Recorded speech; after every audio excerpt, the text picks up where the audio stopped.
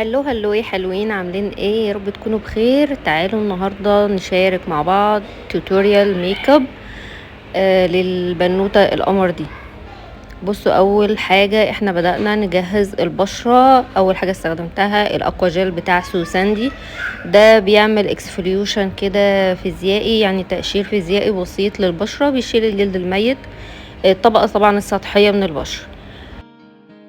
عايزاكم تركزوا في تفاصيل البشرة، لان في الاخر هوريكم بعد تجهيز شكل البشرة هيختلف قد ايه من حيث النضارة، التفتيح، انها تتشد اكتر، كل حاجة.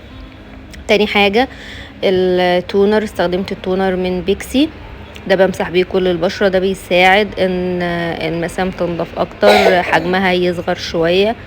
بعد كده المرطب من كلينيك، ده المرطب الجل مناسب لكل انواع البشره، خاصه الدهنيه لان قوامه خفيف، وزي ما انتم شايفين كمان بستخدمه لتحت العين لانه هو خفيف وسهل الامتصاص. بعد كده البرايمر، استخدمت البرايمر من لوريال، ده على المناطق اللي فيها مسام بس، وزي ما انتم شايفين كده بدخله جوه المسام. وده شكل البشره بعد التجهيز. طبعا البشره متجهزه كويس يبقى ثبات ميك اب اعلى، وكمان فينش ميك اب احلى بكتير. دلوقتي بقى هنبدا في الحواجب. اول حاجه استخدمتها الواكس بتاع شمس السور. انا حاسه ان الواكس ده شهادتي فيه مجروحه، لان انا تقريبا في كل التوتوريالز كل الفيديوهات بستخدمه وبتكلم عنه، هو حقيقي ثباته قوي، وكمان الفورمولا الجديده دي بالذات ووتر بروف، وزي ما انتم شايفين شكلها على الحواجب تحفه. يعني عايزاكم تركزوا لي بقى في فرق الحاجب ده من الحاجب ده، وكمان شوفوا الفيديو لحد اخره، هتلاقوا ان الحواجب ثابته طول ما انا شغاله لحد اخر الفيديو، فده معناه ان هي ثباته رهيب، يعني ثباته حلو جدا. بعد كده بدات اعمل اي شادو. استخدمت في الاول الباليت من كاركتر، ودلوقتي الباليت بتاع البيجمنت دي من ريل بيوتي، واخدت الدرجه اللي على روز شويه، وبدات استخدمها على كل الجفن زي ما انتم شايفين. الباليت دي البيجمنت بتاعها معتمد على ان فيها ذرات شيمر او جليتر رفيعه وناعمه قوي كده، زي ما انتم شايفين شكلها ناعم وجميل جدا فوق العين. بعد كده البشرة بدأت اشتغل تكنيك بتاع البشرة، ان انا ما بستخدمش فاونديشن وبعدين ارجع استخدم كونتور وهايلايت وكل الحاجات دي تاني. انا بحط طبقة واحدة على البشرة، الكونسيلر والكونتور والبلاشر، بعدين بدمج كل الحاجات دي، وبعد كده برجع اعمل تنوير للبشره لو احتاجت زي ما انتوا هتشوفوا معايا دلوقتي. طيب يا ديانا ليه ما بتستخدميش فاونديشن؟ لا، انا مش مقاطعه الفاونديشن، يعني انا بستخدم الفاونديشن للحالات معينه في البشره بتبقى محتاجه فاونديشن. تكنيك الميك اب اللي من غير فاونديشن ده عايزه اقول لكم ان هو تكنيك عالمي، مش انا بس اللي بستخدمه، يعني في ميك اب ارتست عالميين بيستخدموه، لانه كل ما بنقلل طبقات الحاجات الكريمي على البشره كل ما ادى ثبات اعلى، وكمان شكل فلوليس للبشره، شكل انعم بكتير. دلوقتي بدات اعمل التنوير، نورت بكونسيلر افتح شويه، وبعدين ثبت باللوز باودر بتاعه معروف. خدوا بالكم اللوز باودر دي بقى في منها مضروب كوبي، فلازم تجيبوها من حد موثوق فيه.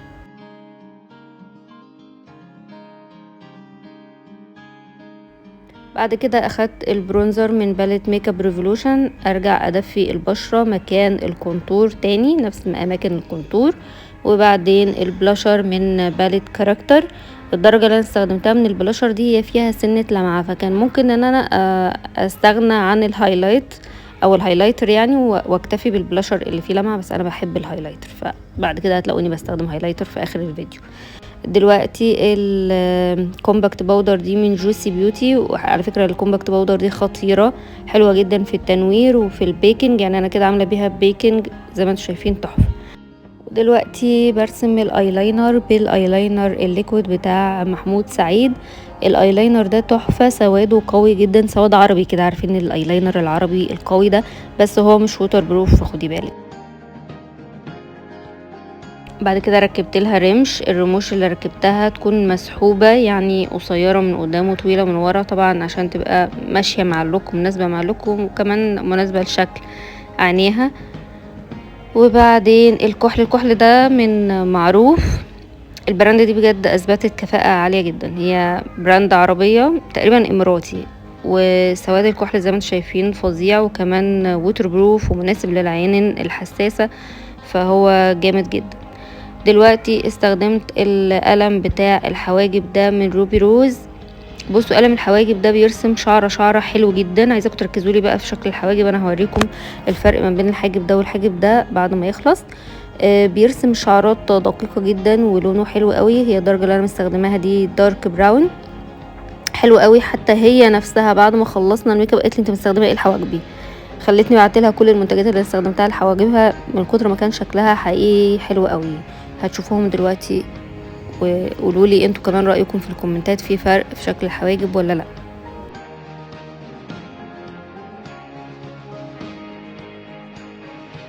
دلوقتي هبدأ اعمل كومبو للشفايف. استخدمت اول حاجة ليب لاينر من براند معروف برضو.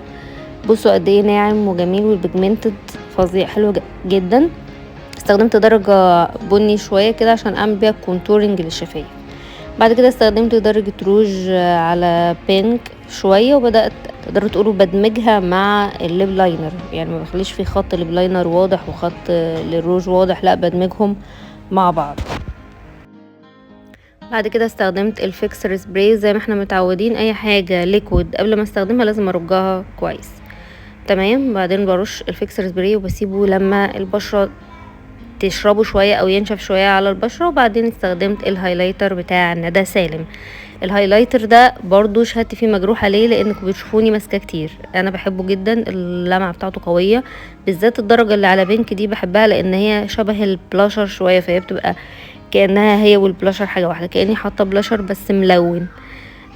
من نفس الهايلايتر برضو استخدمت درجة على جولد وحطيتها تحت الحواجب، بنور بيها تحت الحاجب ومدمع العين. الحركة دي بتوسع العين جدا وبتدي مدى كده للعين حلوة قوي. بعد كده الماسكارا، استخدمت الماسكارا الخضراء من ايسنس اللي اسمها لاش برنسس. الماسكارا دي سواتها فاحم جدا وقوية وحلوة قوي. انا بيبقى الهدف منها ان انا الزق الرموش الطبيعية في الرموش الصناعية. وطبعا الرموش السفلية انا مش من الناس اللي بتحب تركب رموش سفلية، فهي بتغنيني عن الرموش السفلية. وبعدين الليب جلوس، استخدمت الليب جلوس بتاع ندى سالم نفس البراند بتاع الهايلايتر. الميزة في الليب جلوس ده يا بنات ان هو قوامه تقيل، مش سائل قوي مش خفيف قوي زي اي نوع ليب جلوس تاني، فهو ما بيسحش بسرعة وما بيروحش من على الشفايف بسرعة. اخر خطوة هي التثبيت. استخدمت من اوبفيوس المثبت بتاعهم، وده الفاينل لوك. عايزاكم تشوفوا لي كمان الفاينل لوك بالتسريحة وتقولوا لي ايه رأيكم في التسريحة، عشان برضو انا اللي عاملاها. هستنى رأيكم في الكومنتات، واللي عندها اي سؤال تحت امرها برضو في الكومنتات.